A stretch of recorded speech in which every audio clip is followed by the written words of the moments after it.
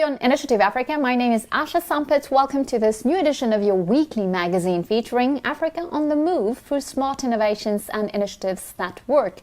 Let's get on with our show with our top stories today. Our guest this week is passionate about contemporary art. Franco-Beninese Marie-Cécile Sinsou has pledged to promote art in her native country while engaging in a long plea for the return of royal relics belonging to Benin that were taken abroad. You walk into the room and see these 26 works from Abomey, 100 kilometers away, and it is very moving to watch people see them for the first time like this, to discover them. Looted in 1892 and back in Cotonou in 2021, the 26 works of art from the ancient kingdom of Dahomey are finally exhibited in Benin. What impressed me the most is this aisle here, which talks about our Amazon women, especially Queen Tasi Hangbe. Was actually the first woman on the throne. How does ancient African art continue to influence contemporary creations? The question arises acutely in artistic circles. I'm fully aware of the concept of the end of primitivism, the end of an idea from the world of art, essentially a world of European and American art. Essentiellement un monde de l'art européen et américain. More than 100,000 visitors and a huge success. The return to the country of 26 relics from the royal palace of Abomey, restituted by France last November, was a major event in Benin. The public exhibition Art du Bénin d'hier et d'aujourd'hui was held at the Presidential Palace in Cotonou to present them to the Beninese public, and it has just ended. Our correspondent Didier Assogba followed this exceptional encounter between Beninese and their ancestral heritage, while the question of the restitution of African works of art looted and currently still abroad arises in many countries of the continent. Take a look. The reception hall of the Presidential Palace of Benin has turned into a museum. The public is discovering with amazement the 26 cultural artworks returned to Benin by the French state in November 2021. An exhibition called Art of Benin, Yesterday and Today, From Restitution to Revelation, organized by the government to allow Beninese to discover part of their country's history.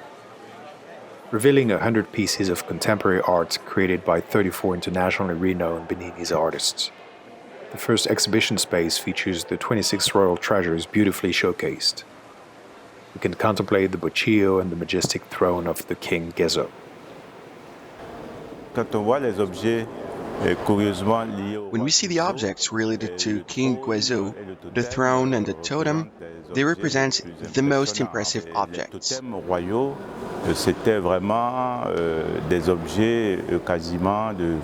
Royal totems are important cult objects in the practice of warfare. Assigna or assin, these are ceremonial and funerary furniture.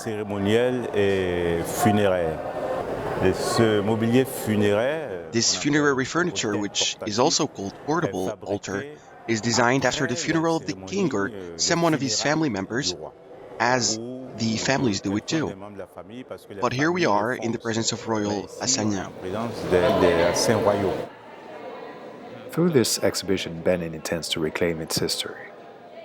The exhibition is free to encourage Beninese to discover these treasures. All they have to do is register online and present an identity document. But it is not a completely typical museum visit. Africans have in particular more of a religious kind of relationship with these works of art. It's quite the ritual side that links it to the object. You know, I'm going to tell you an anecdote. 2 years ago, my students were working in Abomey to move the collections of the Abomey Museum, They were working on the collections that are in the Museum of King Behanzin, Doxamay, and they were moving an engraving of King Behanzin, and therefore they held it in their hands.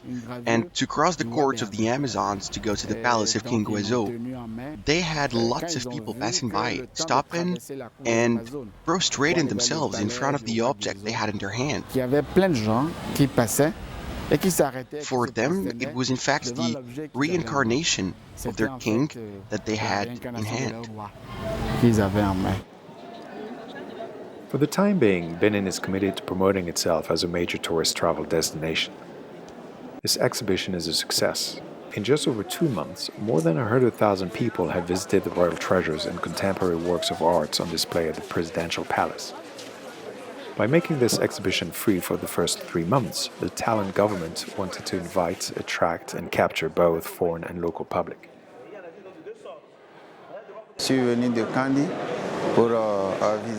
I came from Kandy to visit the artworks.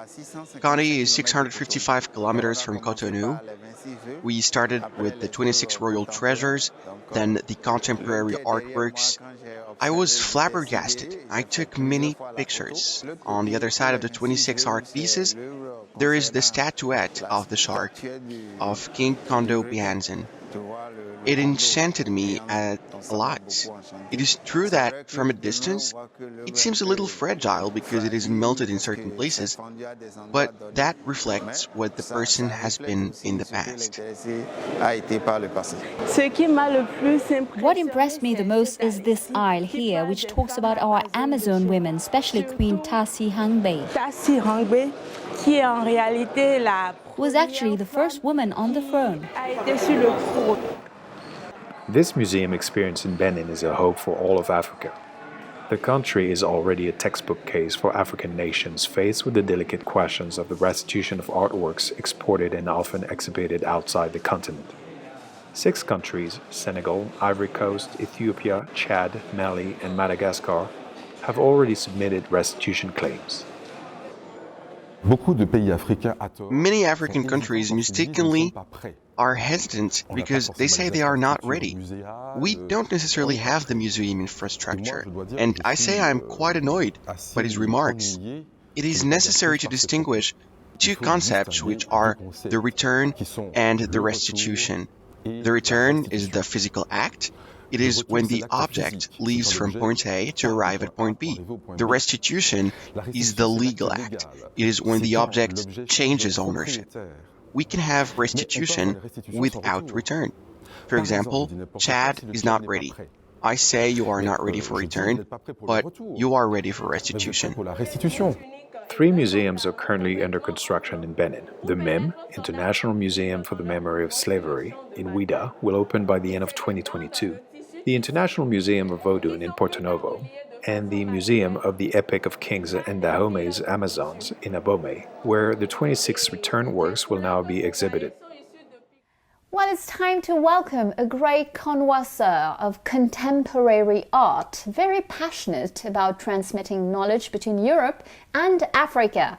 Marie-Cécile Zinsou has worked hard in advocating for the return of the royal relics of Abomey to their country of origin. Franco-Beninese herself, she has made it her mission in Benin to make people discover and better understand contemporary art through the Zinsou Foundation. She shared her work and hopes with Laurent Sustras and Thierry Schiller. Marie-Cécile Zinsou, 26 works of art looted in 1892 from the Kingdom of Dahomey in modern-day Benin have finally been returned and are being exhibited in Cotonou. What does it mean for you? The 26 artworks are showcased in Cotonou. It looks like they really belong in the exhibition in the former presidential palace that has been completely renovated. You walk into the room and see these 26 works from Abomey, 100 kilometers away, and it is very moving to watch people see them for the first time like this, to discover them. The art was here for 3 months in 2006, but then left again. It is a key moment because it just seems so right. It's the fruit of a lengthy struggle as an entire colonial war. It was about the exhibition of these works in Paris for 129 years. 5 years fighting over restitution to get France to agree that specific pieces should return to the African continent because it's been stripped of its heritage. So what is crazy is that the exhibition feels like it really belongs here in Cotonou, and to see the emotional reaction of the public who find it all perfectly natural. And then to look back over the last 5 years and even the last 130 years and to understand this is the first step of a process to recover a heritage, a part of our history and the fruit of a 130-year-long struggle. Along with the restitution, a program of scientific cooperation, scholarships for Beninese heritage students, and above all, the development of the historic site of Abomey have all been announced. Is this the beginning of a new stage in the return of African works of art? Yes, there is active museum cooperation between France and Benin, something that exists elsewhere in the surrounding countries since Germany is cooperating with Nigeria, notably on the question of the return of bronzes from Benin. The Mali Museum collaborates with many different museums, including the Brooklyn Museum and the Hamburg Museum. So something is happening on a European scale and an African scale. It is not just Benin. I think Benin is a bit of a test case with this first necessary restitution. Senegal has also seen the sword of El Hadja Oumar Tall returned to the Museum of Black Civilizations. However, it was just one object. This is really a set of regalia from the ancient kingdom of Dahomey, from the court of Abomey. I think that Benin is a work in progress. All eyes are on Benin to see what will happen. And at the same time, the Benin exhibition allows us to give a master class to all those who have criticized Africa's ability to care about its heritage. And here we can clearly see what is happening. Benin has been able to exhibit these works in perfect museum conditions, which the public can visit in a perfect setting, and that it's a fantastic success. So I think how the objects are shown and how the public views them will necessarily lead to different and varied forms of cooperation, because people here can finally see it for themselves. After all these silly prejudices, the critics can finally see that Africa does want its heritage back. Africa venerates its heritage and knows how to showcase it. You created the Zinsou Contemporary Art Foundation in Benin. Why and how did you do it? En 2005, j'ai créé la Fondation Zinsou parce que je voulais... In 2005, I created the Zinsou Foundation because I wanted to allow Africa to look at itself. But it's a bit ambitious. But I mean that when I went to New York, Paris, London and Düsseldorf to see the Africa Remix exhibition, I noticed that contemporary African creation was being celebrated everywhere. This creation from the continent was celebrated everywhere in various countries, except on the continent itself. The continent already have the Dakar and Bamako biennials. There were events, but where could you see the creation, and especially in Benin? 6 national museums inherited from colonization in dusty conditions that I won't describe, but you can imagine it. So where can you see these contemporary artists? And at the same time, these same Beninese artists that we don't see in Benin, we see in London and New York. I created the foundation to offer space to the continent's creators to exhibit in their own country for the Beninese and on their continent for others. That's how the foundation was created.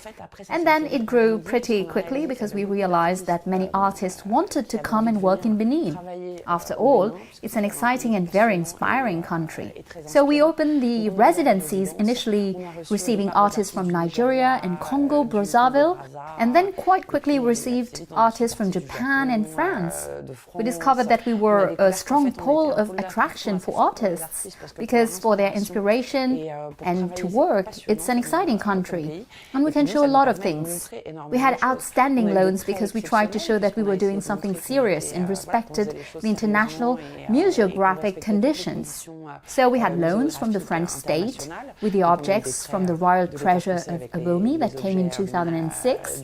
We had an extensive Basquiat exhibition, the first on the continent.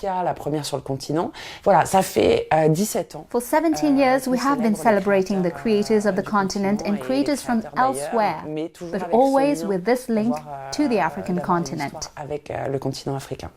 For some time now, we have been seeing major private collectors, including on the continent, interested in African contemporary art. But how do you perceive the interest of the general public in Africa?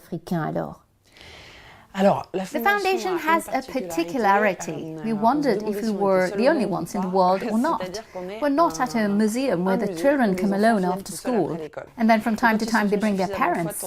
So is this a specificity? Is it linked to the mediation program that we've been running for 17 years? When I created this place, I started it so that the creators could have an exhibition space, but above all, with the public in mind and with the idea that we were going to ask a 20-year-old Beninese to be open to the world and to have the same references as everyone else, and that depriving him of the Museum of Art, of books during his intellectual construction and schooling was not giving him the same chances, and that we were going to expect the same thing from him as a child from Peru or China. So it seemed essential to me to have the public in mind when creating this museum.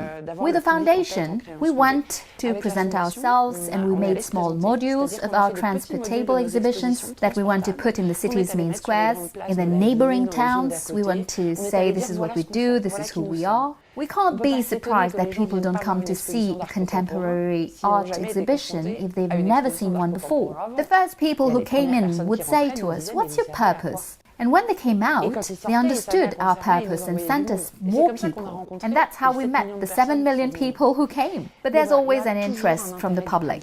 It's just that the public may not be aware that it's in their interest to come. And it's great to see the shift because you tell them once and you don't have to repeat it. Welcome to the second part of our show. The recent craze for contemporary African art in the world has triggered a growing success with major exhibitions in specialized art galleries, whether in Europe, the United States, or in the major cities of the continent. But looking at recent exhibitions, this buying spree has also sparked a central debate among artists and experts. What place does ancient African art really hold in the artworks of today? Our journalist Lionel Cauchois took an interest in this artistic dialogue between the old and the contemporary. Take a look. While it was reduced to a plastic model by the Western artistic avant-garde of the early 20th century, the perception of traditional African art has changed with time and also with knowledge. In Paris, the Musée du Quai Branly Jacques Chirac and its Ex-Africa exhibition looked into the question by giving the opportunity to 34 artists from the current contemporary scene to revive this ancient art with a strong idea, denounce a primitive vision of African art. The first thing is to reject the idea of African art being primitive, and which would only reflect the avant-garde history, what we call primitivism. It is quite clear what the word primitive means to understand what is wrong. Secondly, show how the ancient arts of Africa were swept up in a kind of consumerism movement and considered as pleasant decorative objects that could be reproduced. With a very lucrative counterfeit industry which is still going on today.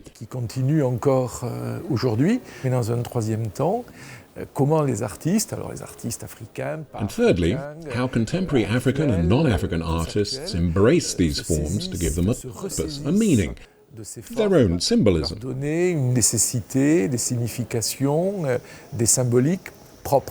A connection between ancient African art and contemporary art, not just in the shapes and forms. The artists, through their artworks, have shaped the challenges of Africa today. This is the case of Beninese artist Romuald Hazoumé and his work named No Return. Reviving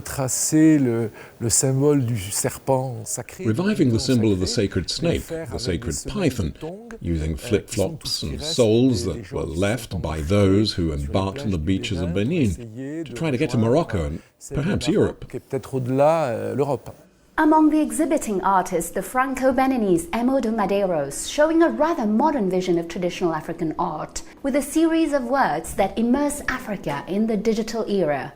Then, with Electro Fetiche, a dematerialized version of the West African Fetish art, the artist tries to create a connection, some kind of dialogue with the visitor. And the originality of the work is that it allows the visitors to make an offering using their mobile phones, and in exchange, they receive a propitiatory message. Je présente aussi l'installation qu'on voit derrière moi, qui est composée de... I also present the installation that we see behind me, which is composed of tin cans, wooden or 3D printed statuettes, de calebasse, calabash, electronic chips, and LCD screens which show the symbols of Ifa, which is a divination and philosophical system more specific to West Africa, Nigeria and Benin. Philosophique, je dirais même plus généralement, ouest-africain du Nigeria et du Bénin. A creation that also humorously challenges the codes inherited from primitivism, a snub to preconceived ideas about the art from the continent. Je suis très sensible à cette notion. I'm fully aware of the concept of the end of primitivism, the end of an idea from the world of art, essentially a world of European and American art. Un monde de l'art européen et américain. Et d'autre part, de montrer... And on the other hand, displaying vitality and power in these new forms and concepts. Et ces concepts aussi. In the final part of the exhibition called Activation, the Franco-Senegalese photographer Alan B questioned the future of Africa with a striking allegorical series on the rite of initiation. Edification is a series of 9 photos which represent each of the initiation rites of life. The common thread between these photos are these virtual reality helmets, which are here to symbolize the contemporary digital era that precisely skews the rites of initiation into life.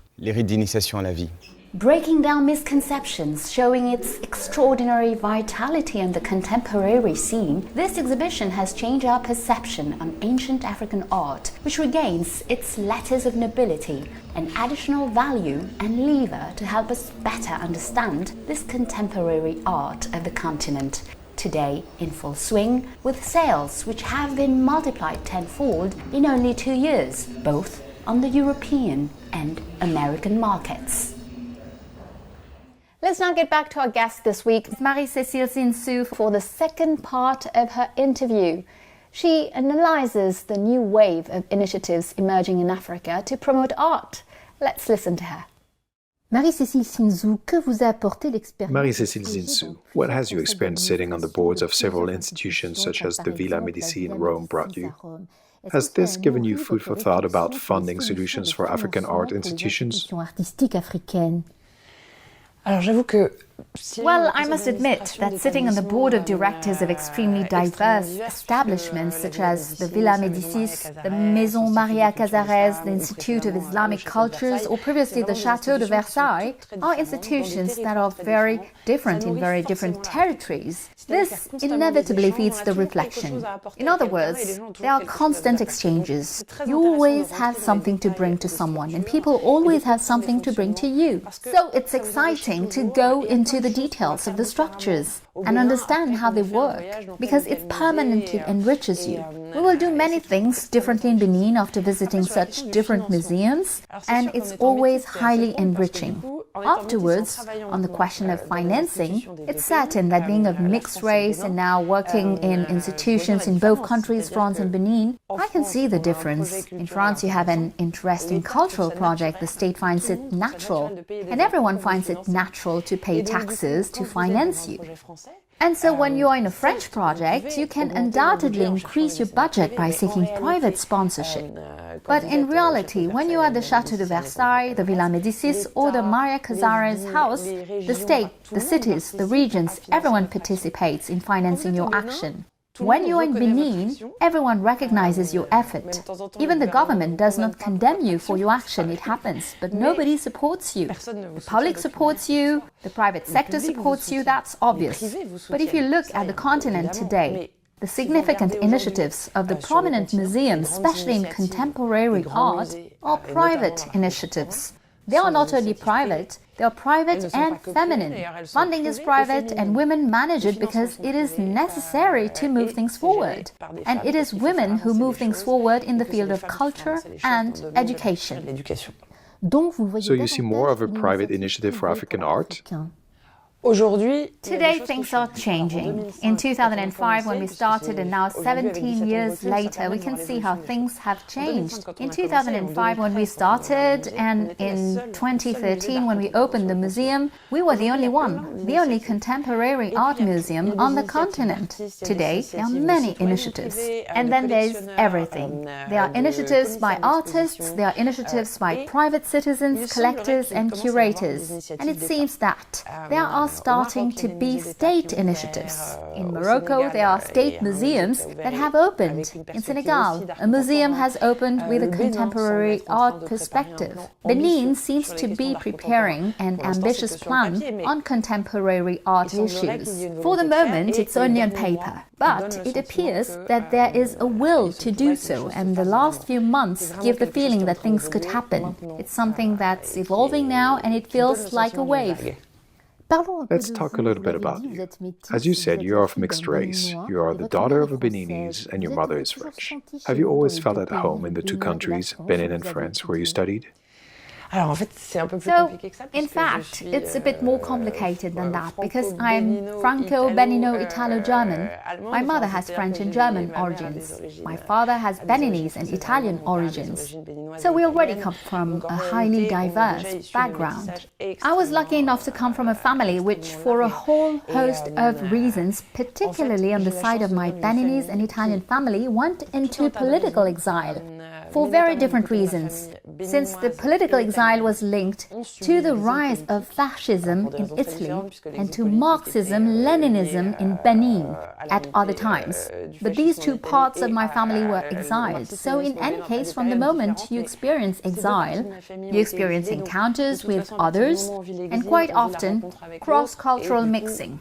So I come from a very mixed family and have always considered mixing as an immense opportunity. So when I'm in France or Benin, I go back home in both cases. And so people will tell me that you're too white to be Beninese, that you say we too much compared to Beninese to be really French. In fact, I don't care. That is to say, I don't need the approval of others, and I don't look for who I am in the eyes of others. The relationship between France and West Africa is going through a rather delicate phase. Do you think that dialogue and artistic exchanges are suffering as a result, or are they, on the contrary, a reason for hope? Today it seems to me that what has just been started around the restitution, and what I hope will continue, is something that enriches both France and Benin. It can be presented by saying that it enriches both Europe and Africa. The latest significant meetings which took place during the New Africa-France Summit with all the European and African museum professionals who talked together and recounted their cooperation and professional exchanges are systematic proof of this new relationship. It seems to me, but perhaps from the prism of my more cultural and artistic viewpoint, that we are in something superior to everyday diplomacy and relations between heads of state. We are in something more substantial. We are in a paradigm shift. France finally accepts to look at us on the same level. We are no longer looking at each other from the top down when talking. Now we look at each other on the same level. We talk together. France understands that we must have access to our heritage, and that this heritage, which is a bit dry, a bit dead, in the windows of the Quai Branly, with people looking at it without necessarily understanding what it means. All of a sudden, this heritage is reactivated, and Benin celebrates it in a way that no one had envisaged. And I think that this image shows where the relationship can go when it is balanced, and when it is respectful, and when it is enriching. Art is always a bit ahead of its time. I hope that all this cultural dialogue and these achievements, which are now concrete, augur well for everything else, and that this old France-Afrique will disappear in favor of what is being put in place today. This new dialogue is more respectful of each other and is beginning to understand that we have come out of colonization, that we know the history behind us. We're not going to replay it, we will not relive it, we know the history, we all know where we come from, but now what matters is to know where we are heading. Marie-Cécile Zinsou, thank you very much. Thank you very much. And that's it. Initiative Africa is over for today. You can, of course, find Marie-Cécile Zinsou interview and the replay of our programs on our news website, africaonair.com. And of course, you can also find us on all our social media channels. Feel free to share, like, and comment with the hashtag Initiative Africa. And don't forget, next week, same time, same channel, I will see you again with a new edition of Business Africa. Have a great week, everyone, and goodbye.